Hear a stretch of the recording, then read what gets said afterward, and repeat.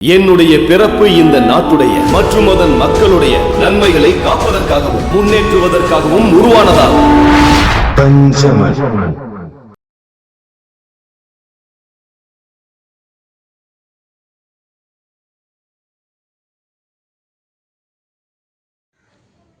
ஜெய் பீம், நமோ புத்தாயா.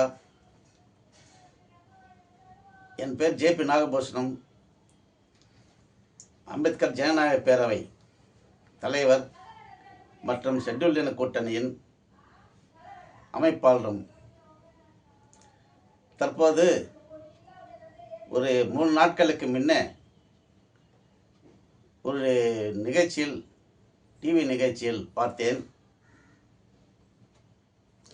அதில் இந்த திமுக ஆட்சி வந்த பிறகு இந்த 4 ஆண்டுகளில் 5318 கோடி ஷெட்யூல்டு கேஸ்ட் மக்களுக்காக ஒதுக்கிய பணம் திருப்பி அனுப்பப்பட்டுள்ளது என்று அந்த செய்தி கேட்டு ரொம்ப அதிர்ச்சி அடைந்தேன். நான் கடந்த ஆட்சியில் ஏடிஎம்கே ஆட்சியில் 975 கோடி அனுப்பியுள்ளதற்கு ரொம்ப கண்டனம் தெரிவித்து கூட்டங்கள் நடத்தியுள்ளோம். சரி, திமுக ஆட்சி வந்தால் நமக்கு நல்லது நடக்கும் அப்படின்னு அனைவரும், ஷெட்யூல்டு இன மக்கள் அனைவரும் வாக்களித்து ஜெயிக்க வச்சாங்க. ஆனால் திமுக ஆட்சி வந்த பிறகு கூட இந்த மாதிரி நடக்குது. இது எதனால் இந்த மாதிரி பண்ணுறாங்கன்னு ஒன்றுமே புரிய மாட்டேங்குது. ஒருவேளை இந்த ஷெட்யூல்டு இன மக்கள் இப்படியே இருக்கணும், இவங்க வளரக்கூடாது, கல்வியிலையும் எங்கேயுமே இவங்க வளரக்கூடாது அப்படின்னு இந்த ஆட்சி, இந்த 2 ஆட்சிகளும், அண்ணா திமுக இருக்கட்டும் திமுக இருக்கட்டும், இவங்க நினைக்கிறாங்களா என்று ஒரு சந்தேகம் உருவாகிறது. சரி, அவங்க தப்பு பண்ணிட்டாங்க. இவங்க சமூக நீதி கட்சின்றாங்க. சமூக நீதி கட்சின்னு சொல்கிறது இதை திராவிட ஆட்சியில் ஸ்டாலின் ஐயா தலைமையில் இந்த மாதிரி நடக்கிறது ரொம்ப கண்டனம் தெரிவிக்கின்றோம். ரொம்ப மன வருத்தமாக உள்ளது. ஏனென்றால் ஒரு பக்கம் மத்திய அரசாங்கம் நிதி கொடுக்கறது இல்லைன்னு ஒரே கலாட்டை பண்ணி நிற்கிறாங்க இவங்க. ஆனால் இந்த பக்கம் பார்த்தா கொடுத்த நிதியை அந்த மக்களுக்காக செலவு செய்யாமல் திருப்பி அனுப்பப்படுகிறது. இதில் என்ன ராஜதந்திரம் இருக்கான்னு எனக்கு புரியல. கலைஞர் ஐயா பீரியடில் இந்த மாதிரிலாம் திருப்பி அனுப்புமாறு கேள்விப்படல.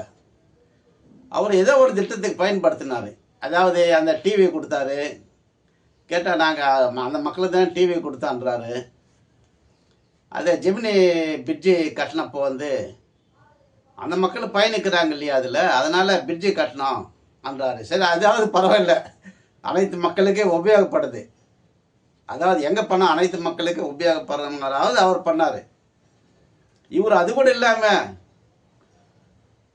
மொத்தத்திலேயே திருப்பி அனுப்புறது, அது எந்த விதத்தில் நியாயம் என்று எனக்கு புரியல.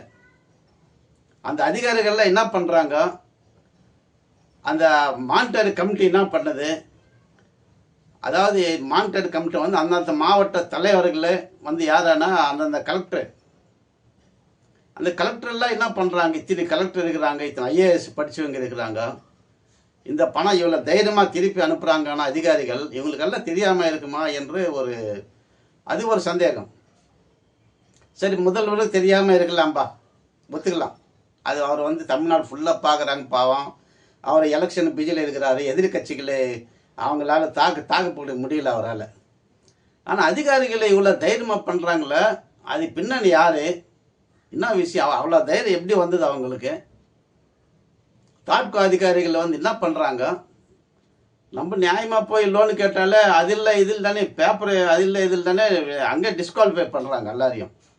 பேங்க் அளவுக்கு கூட பேப்பர் அனுப்புறதில்லை. இந்த மாதிரி மல்லமாரித்தனம் பண்ணிக்கின்னு அதிகாரிகள் நம்ம மக்களுக்காக ஒதுக்கிய பணமே 5318 கோடி சாதாரண விஷயம் இல்லை. அந்த பணம் வச்சு எத்தனோ ஆயுதிராவிடர் பள்ளிகள் இருக்குது, அந்த பள்ளிகள் சுத்தப்படுத்தாவது இருக்கலாம். ஒரு பள்ளிக்கு போய் பாத்ரூம் பாருங்கள் எப்படி அசிங்கமாக இருக்கும். அந்த பாத்ரூமாவது கட்டிருக்கலாம். அந்த பள்ளிகளுக்கு வந்து பாட புத்தகங்களே நோட் புத்தகம் அதாவது வாங்கி கொடுத்துருக்கலாம். அதுவும் இல்லை. என்னதான் பண்ணுறாங்களே ஒன்றும் புரிய மாட்டேங்குது. அவங்க வாழ்கிற பகுதியில், அதாவது நாங்கள் வாழ்கிற பகுதியில் சாலை வசதி ஏதாவது சுத்தமாக இருக்கா, தண்ணி வசதி இருக்கா, அட்லீஸ்ட் எல்லா ஏரியாவில் குழாயாவது போட்டிருக்கலாம். இதே கலைஞர் பீரியடில் வந்து ஒரு ஸ்கீம் ஆரம்பித்து ஆயுதரார் பகுதிகளெல்லாம் வந்து தண்ணீர் வசதிக்காகவே பல கோடிகள் ஒதுக்கினார் அந்த காலத்தில். தனியாக இந்த மாதிரி பண்டெல்லாம் இல்லை. அப்போ அந்த மாதிரிலாம் ஆட்சி நடத்தினார் அவர். ஆனால் இப்போ இவர் வந்து இந்த மாதிரி பண்ணி இந்த மக்களுக்காக எதுவுமே கண்டுக்கிறதே இல்லை. இது என்னதான் பண்ணுறது ஒன்றும் புரியல. நாங்கள் வந்து ஷெட்யூல்டு இன கூட்டணி சார்பில்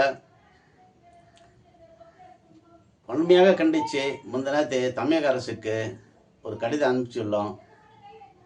இருந்தாலும் அது போதாது, போராட்டங்கள் நடத்தலாம் என்று ஒரு முடிவை எடுத்திருக்கிறோம்.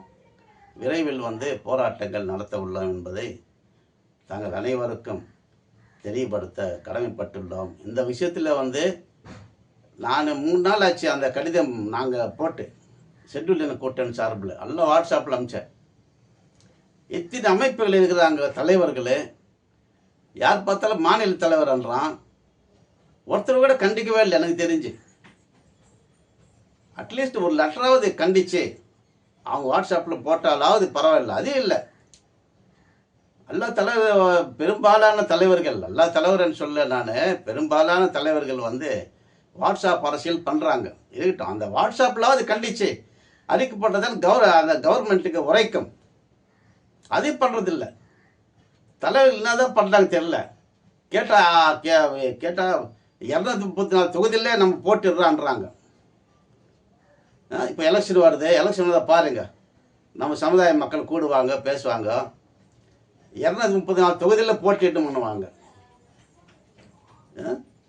இந்த மாதிரி விஷயம் கண்டிக்கிறது இல்லை. இப்போ நம்ம மக்கள் வந்து ஃபைனான்சியலில் தான் மெயினாக ரொம்ப கஷ்டப்பட்டு வராங்க. அந்த ஃபைனான்சியலில் அடி வயிற்றில் அடிக்கிறாங்க இவங்க. அதுதான் மெயினாக பார்க்கணும்.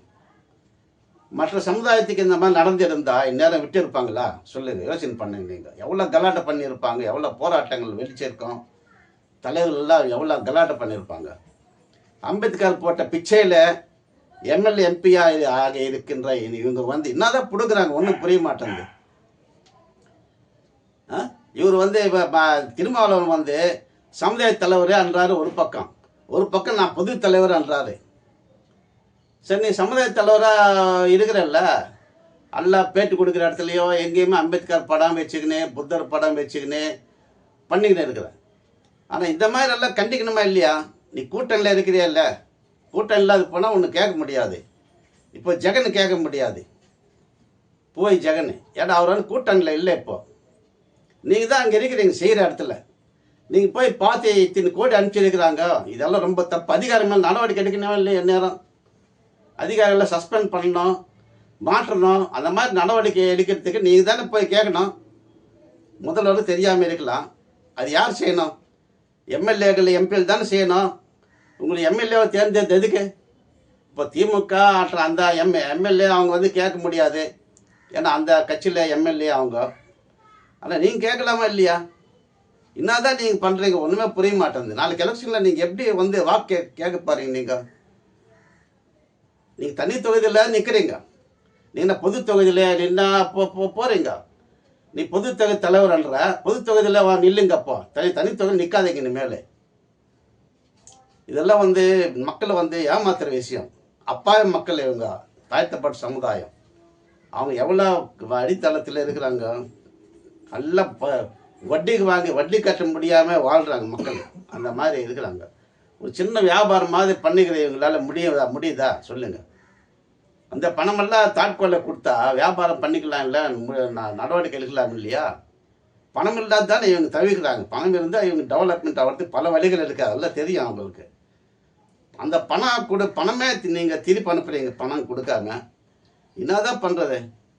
தயவுசெய்து நீங்கள் எல்லாம் திருந்துட்டு முக்கியமாக வந்து இந்த ஷெட்யூல் ரிசர்வ் தொகுதியில் நின்று ஜெயிச்சவங்க எல்லாம் வந்து இது சம்பந்தமாக வந்து யோசனை செய்து நீங்கள் மனச்சாட்சிப்படி நீங்கள் வந்து உங்களுக்கு நல்லதுன்னு தெரிஞ்சால் இந்த மக்களுக்கு ஏதாவது செய்யணும்னு தோன்றான் நீங்கள் வந்து அடிக்கடி வந்து சிஎம்மோட கலந்து மீட்டிங்ஸ் எல்லாம் போட்டு டெவலப் பண்ணு, இந்த மாதிரி தவறு நடக்காமல் பார்த்துக்கணுன்னு என்னுடைய வேண்டுகோள் விடுத்துக்கின்றேன். நன்றி, வணக்கம். ஜெய் பீம், நமோ புத்தாய.